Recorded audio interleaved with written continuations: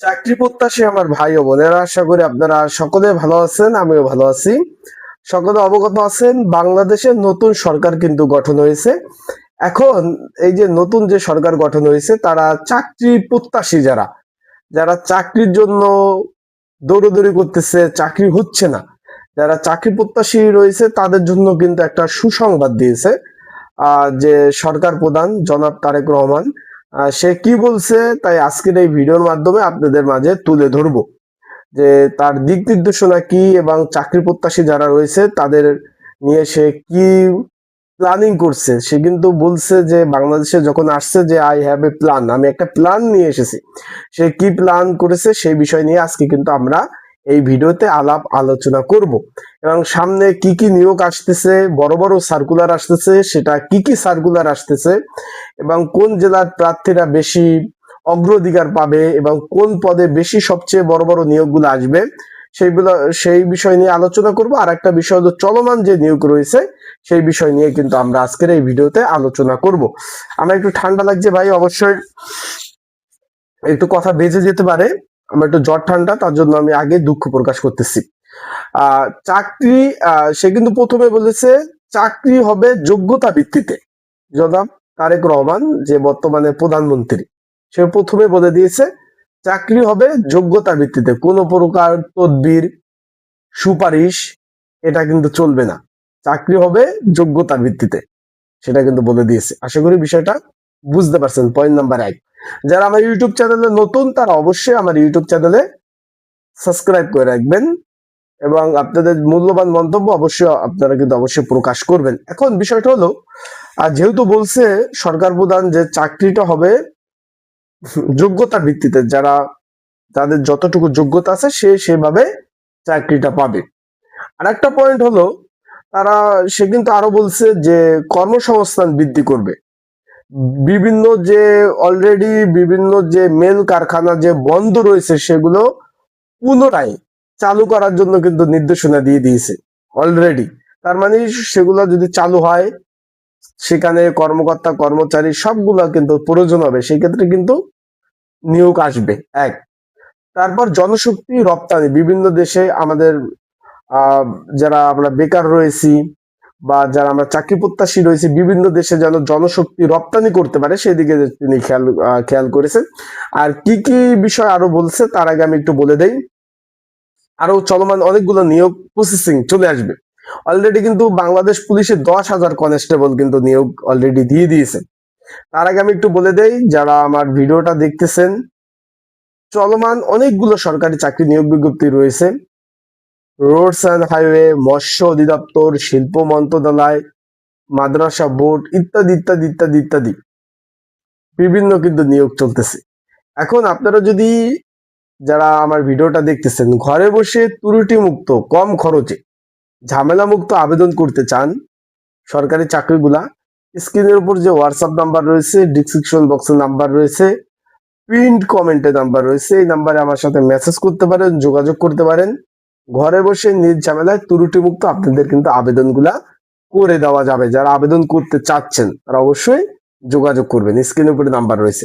এখন তিনি আর একটা কথা কিন্তু বলছে যে বন্ধ কলকারখানা চালু তো করবে এবং নতুন শিল্প কারখানা যেন তৈরি হয়, এবং সরকারি যে প্রতিষ্ঠানগুলো রয়েছে সেখানে যত শূন্যপদ আছে জরুরি ভিত্তিতে নিয়োগ দেওয়ার জন্য। তার প্রেক্ষিতে কিন্তু অলরেডি দেখছেন যে সরকারি চাকরির যে বিভিন্ন দপ্তর অলরেডি কিন্তু নিয়োগ দেওয়া শুরু হয়ে গেছে। অ্যান্ড বাংলাদেশ পুলিশে 10,000 কনস্টেবল নিয়োগ দিয়ে দিয়েছে, মৎস্য অধিদপ্তরে দিছে, শিল্প মন্ত্রণালয় দিছে, মাদ্রাসা বোর্ডে দিছে, তারপর আপনার বিএসটিআই দিছে, বিভিন্ন কিন্তু চলমান নিয়োগ রয়েছে। এখন সামনে কি কি নিয়োগ আসবে আরো আমি ধাপে ধাপে বলি। জাতীয় নিরাপত্তা গোয়েন্দা সংস্থা এনএসআই 700+ একটা নিয়োগ আসবে। আবার বলতেছি, খুব অপেক্ষা করেন। পুলিশের সার্জন পদ রয়েছে, যেটা অলরেডি ছাড়পত্র পেয়ে গেছে, নিয়োগটা চলে আসবে। ছাড়পত্র অলরেডি পেয়ে গেছে, নিয়োগটা চলে আসবে। তারপর রাজস্ব বোর্ডে 1400+ শূন্য পদ, বাংলাদেশ রেলওয়ে 4,000 শূন্য পদ, তারপর কাস্টম রয়েছে, বিআইডব্লিউটিসিটিএ, মোংলা বন্দর, পায়রা বন্দর, তারপর তার সাথে রয়েছে পেট্রো বাংলা, ইত্যাদি ইত্যাদি, কিন্তু প্রচুর নিয়োগ আসবে ভাই, প্রচুর নিয়োগ, প্রচুর নিয়োগ। এবং তার প্রধানমন্ত্রী যেহেতু বলছে স্বচ্ছতার ভিত্তিতে মেধা পরীক্ষার মাধ্যমে এই চাকরিগুলা নিবে, তার মানে নতুন সরকার চাকরি প্রত্যাশীদের জন্য নতুন সরকার কিন্তু একটা সুসংবাদ দিয়েছে। সে বিষয়টা বুঝতে পারছেন। সে কিন্তু প্রথমে বলেছে, আমি একটু আবার একটু যদি একটু কোট করি তার কথা, যে তিনি বলেছে, জনাব তারেক রহমান, তিনি বলেছে যে চাকরি হবে মেধা এবং যোগ্যতার ভিত্তিতে, মেধা এবং যোগ্যতার ভিত্তিতে কোনো প্রকার সুপারিশ চলবে না, সে কিন্তু বলছে। আশা করি বিষয়টা বুঝতে পারছেন। এখানে তিনি বলছে যে ন্যায্য অধিকার এবং অবশ্যই ন্যায্যতার ভিত্তিতে চাকরিগুলা দিবে। এখন আপনারা অনেকে জিজ্ঞেস করতেছেন যে ভাই, যে আপনি যে এনএসআই, তারপর বাংলাদেশ পল্লী বিদ্যুৎ সমিতি, তারপর রাজস্ব বোর্ড, তারপরে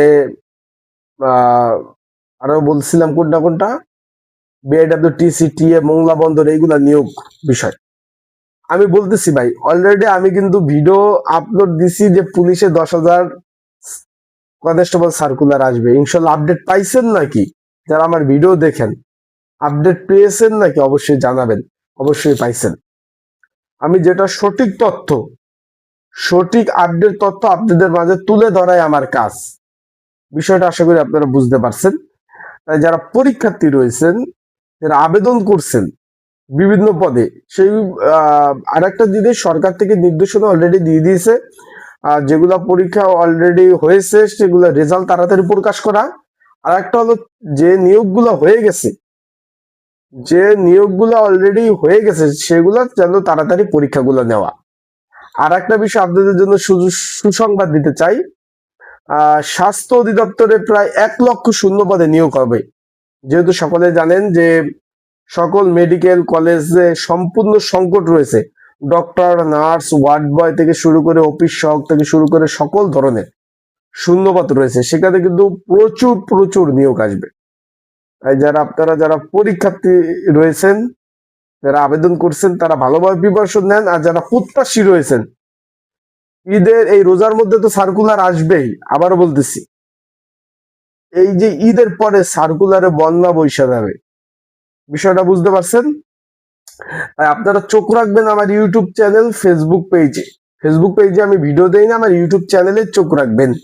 এবং আপনাদের আরেকটা বিষয় আমি একটু বলে দেই, আপনাদের যদি চলমান বা কোনো চাকরি সংক্রান্ত বিষয় জানার থাকে, যে ভাই আমি এই বিষয়টা একটু জানতে চাই, আমার এই তথ্যটা একটু জানার প্রয়োজন, আপনারা কমেন্টস বক্সে কমেন্টস করতে পারেন, আমি জানিয়ে দেবো। এন্ড আমার হোয়াটসঅ্যাপ নাম্বার রয়েছে, এই নাম্বারে মেসেজ করতে পারেন।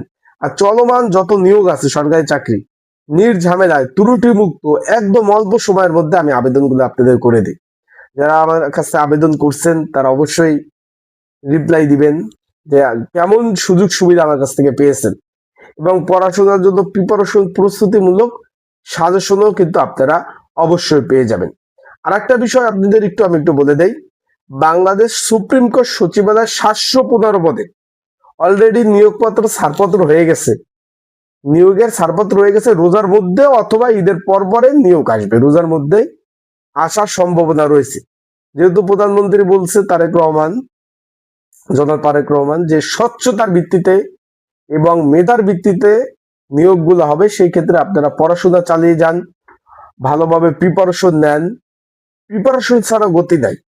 আর যে আরেকটা কথা বলি, সিভিল সার্জন কার্যালয়, জেলা প্রশাসক কার্যালয়, তারপর ইউনিয়ন পরিষদ, এই 3টা দপ্তর ব্যতীত আর কিছু কিছু দপ্তর ব্যতীত সব পরীক্ষা কিন্তু ঢাকাতে হবে। আশা করি বিষয়টা বুঝতে পারছেন, সব পরীক্ষা কিন্তু ঢাকাতে হবে। সেই ক্ষেত্রে আপনারা অবশ্যই অবশ্যই কিন্তু ঢাকাতে যেহেতু পরীক্ষা হবে, আপনারা আবেদন করবেন। ঢাকাতে যাবেন আসবেন, আপ ডাউন একটা খরচ আছে, সেই ক্ষেত্রে ওইভাবে প্রিপারেশন প্রস্তুতি নিয়ে আপনারা পড়াশোনা করবেন। কারণ পড়াশোনা ভাই, প্রিপারেশন যদি ভালো না থাকে পাস করা সম্ভব না। আবারও বলতেছি, ভালোভাবে প্রিপারেশন প্রস্তুতি নেবেন, ইনশাল্লাহ ভালো প্রিপারেশন নিলে পাস করতে পারবেন। ভালো থাকবেন, সুস্থ থাকবেন। আর নিয়োগ আসার সাথে সাথে ইনশাল্লাহ ভিডিও আপলোড দিব। আর চলমান অনেকগুলো সরকারি চাকরির নিয়োগ রয়েছে, যদি আবেদন করেন আমার সাথে যোগাযোগ করবেন, ইনশাল্লাহ সুষ্ঠু সুন্দর ভাবে আবেদনগুলো করে দেওয়া যাবে। ভালো থাকবেন, সুস্থ থাকবেন। আসসালামু আলাইকুম।